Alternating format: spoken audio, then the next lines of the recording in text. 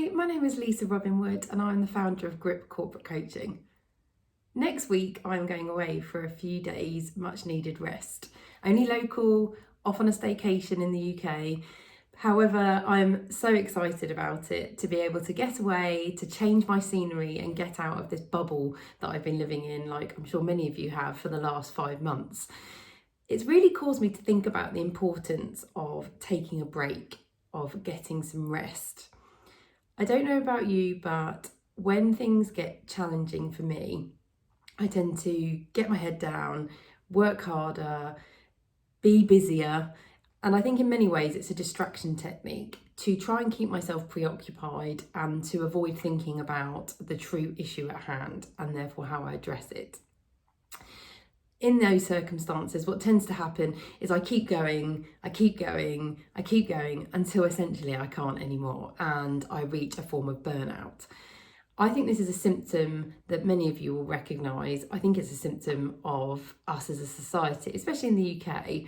And in many ways, lockdown forced all of us to stop physically, be forced into a rest of sorts, although potentially not mentally restful, and have the opportunity to just slow down. And I know many of the things I read from others and their reflections was actually that lockdown had really helped them to slow down and to appreciate more in their lives and recognise that potentially they were just doing too much.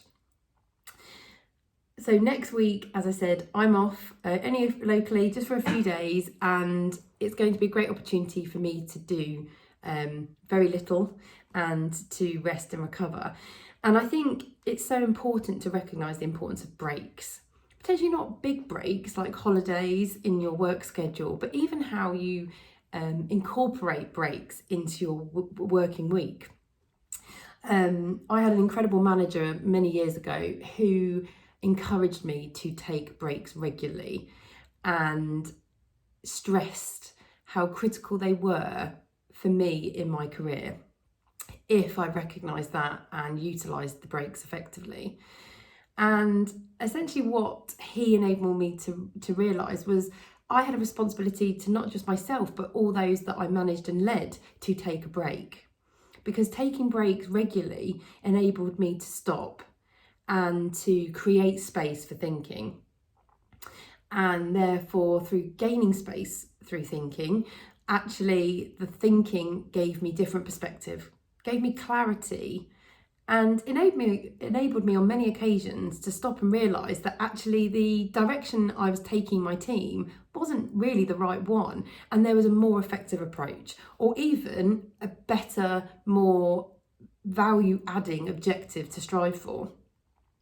So I think this myth of being busy equals working hard, being more committed, being more loyal, being more productive has to change, because it is just that, it's a myth.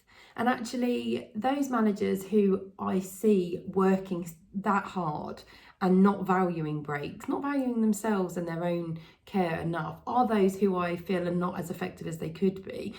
Not to mention the fact how damaging they're being to themselves. So I think it's really recognising that being a great manager, being a great leader, involves recognising what is important to take care of yourself and being a bit more selfish around that, because that itself sends a message as well. If you yourself build breaks into your week and you protect those breaks and you make that known to those around you, especially those that you lead, you're saying, I care about myself, my well-being, I care about my thinking time, and you add value to that, which in turn demonstrates to other people that that's important and they too can do the same. And for me, that's really thinking and caring and implementing an effective strategy around well-being.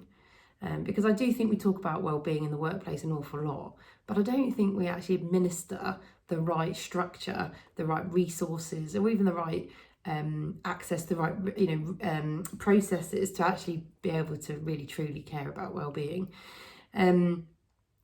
I think at this time when so many of us are working from home, that capacity to take a break and to protect thinking time, protect ourselves, is even harder to do because of that notion of, well, I'm at home, I'm in a relaxing space, I'm not in the office.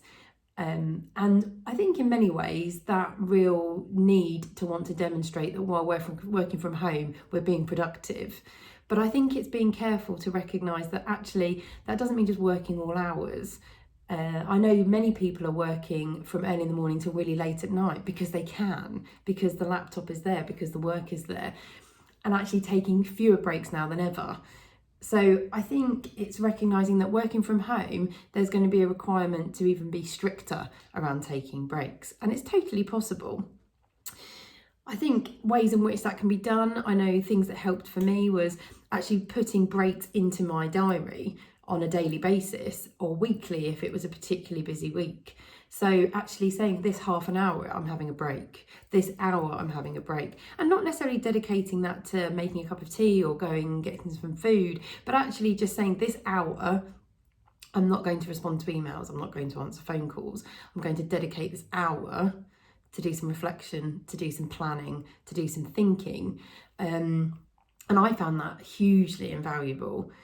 I think also what really helped me was telling people that I was going to do this, telling not just my manager, but telling my team, so that they in turn respected that time and helped me to take it, but also so that I could engage them and enable them to understand what I was doing, to help build the trust, to help give insight, and also again to role model that, so in turn my own team members could do the same if they felt it was helpful to them.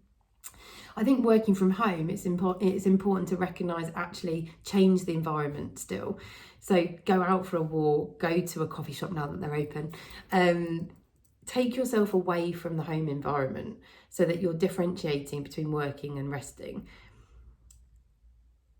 I just think it's important to recognise rest and to not feel guilty about it, and to see it as actually you've earned it and you'll be better for it. If you want to talk more about rest, about how you can incorporate more rest into your working day, then give me a shout. Drop me an email at lisa@grip.coaching.co.uk, or message me here, or find me on LinkedIn. Thanks.